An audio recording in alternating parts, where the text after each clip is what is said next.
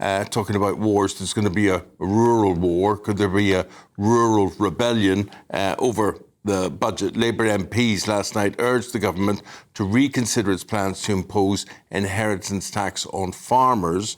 That's despite the House of Commons voting in support of the proposal yesterday. Well, let's speak now to political commentator Duncan Barkes, who joins us in the studio. Morning to you, Duncan. Morning. Now, this was interesting last night, wasn't it? Because it was voted through, but it was described as a mini mutiny. What was going on? Mutiny. So this goes back to, and just some context here, this goes back to last year's budget, where Rachel Reeves introduced a 20% rate on agricultural land and businesses worth more than £1 million.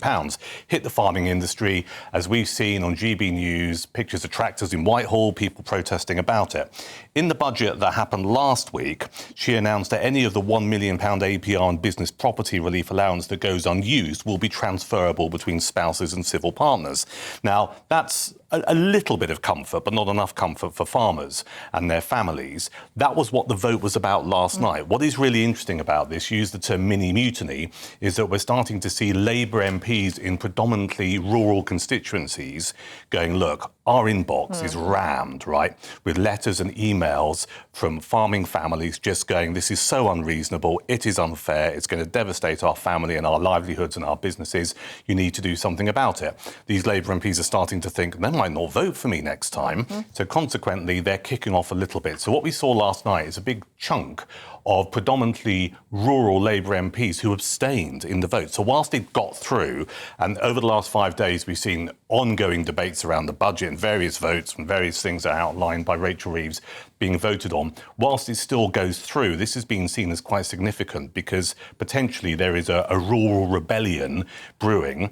And you've got organisations like the NFU who are also saying, look, you must review this when we talk about what was announced in last year's budget. So it's really interesting. For the record, the Conservative MPs voted against. And as I say, there were a rump of Labour MPs who abstained. So this pressure is slowly starting to build internally. Do you know, Duncan, when you think about it, the revenue that they will raise, or they plan to raise, it's inconsequential. It is, and this gets us into the whole area where I think fundamentally the Labour Party don't understand the countryside or rural life, right? The majority, the rump, if you like, of their MPs tend to be in metropolitan or city areas. They just don't get it.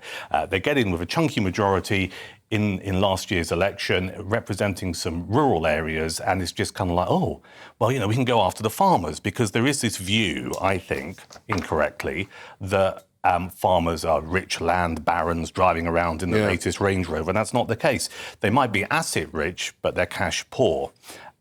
So I think fundamentally this is a massive problem that's coming down the tracks, and we're going to see more and more of this. And it also gets us into the area of food security, because if you follow this through, what happens is you will have farming families who can't, sadly, if there's a tragedy, if there's a death in the family, if the farmer dies or whatever, if they have to pay the inheritance tax on the land and on the farming estate, they can't. So they have to sell the land. Consequently, that land may not be used in the future for growing food, which then is a massive problem for this country.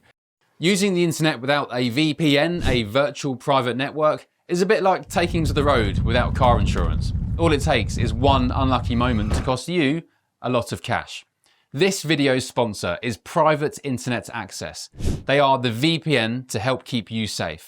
Click the link in the description below to find out why over 30 million people have downloaded PIA to protect themselves online. A virtual private network is an app that hides your IP address and helps keep your data private. When you're browsing the internet at home, you give up a large amount of data to businesses, to shops, and indeed to social media giants too. Hackers have the ability to steal your personal data with ease, including sensitive information such as passwords, keystrokes, and even your personal photos. Private Internet Access helps protect your personal data by encrypting your internet connection to keep your data out of the hands of cyber criminals. And it's not just hackers either to be concerned about. Information can be censored too. When Canada passed their C18 bill, social media giants decided to ban news content on their platforms. But PIA can protect your ability to consume the news and content you love. Private Internet Access is available for Windows users, Mac OS, Android, Linux, iOS, and you can use one PIA subscription to protect an unlimited amount of devices. And we've got a huge GB News discount for you too. Click the link in this video's description and you'll get a massive 83% off PIA. That's under £2 a month, the price of a coffee, and you'll get an extra 4 months completely free on top. Also, there's a 30-day money-back guarantee too. Visit piavpn.com/GB News to start protecting yourself digitally today. Yeah, but it doesn't seem to be a massive problem for consecutive governments because they just don't seem to have the value of food security. There doesn't seem to be such a concept as food security. No. And I mean, sadly, you don't have to go too far back in history to realise, and I'm talking about World War II, that, you know, when this country is in turmoil, we need to be able to be producing our own food, right? You know, you can go back 100 years and you can see that for yourself. And you're right, Eamon, successive governments have just not considered it as a priority because we've got far too used to effectively importing food, cheap food, from elsewhere around the world. And Colombia and Venezuela and goodness knows where. So this is an issue. It's not just one of these things where it matters to you if you're in the countryside. It should affect all of us here, and we should all be concerned about it. But it'll be interesting to see whether or not this mounting pressure on Rachel Reeves has any impact on changing the initial Duncan, I always think, we're looking at tractors there and the protests coming into London and whatever. And you look at the job. I mean, I worked as a farming reporter for 2 years. So, you know, I got a lot of feel and smell and taste for it and whatever. Yeah. I tell you what, I wouldn't do it. It's hard graft. It's interesting you should say that. So I used to be an Arundel young farmer in my early 20s. So I wasn't part of a farming family, but I used to socialise and work on a farm in my early 20s. And it's a day which is 24/7. It's 365 days a year. You can't go on holiday. It's thankless as well. Because there's no one to look after the farm unless you're really lucky that you have some people who might be able to assist you.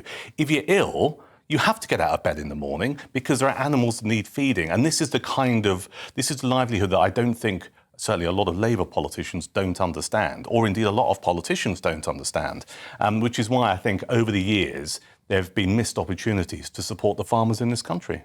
Duncan, just before we let you go, can we ask you about the Chinese spy case? Because a parliamentary inquiry says that systematic failures led to its collapse, but also warned that this could all happen again. It's a bit of a nightmare, this. So we've talked about this extensively on GB News, this collapsed case involving two gentlemen, Christopher Cash and Christopher Berry, who faced allegations of espionage. For the record, they both deny any of these allegations and still maintain their innocence. There was concerns about the case. The case collapsed. There's a security committee in Parliament made up of MPs and peers. It's called the Joint Committee on the National Security Strategy.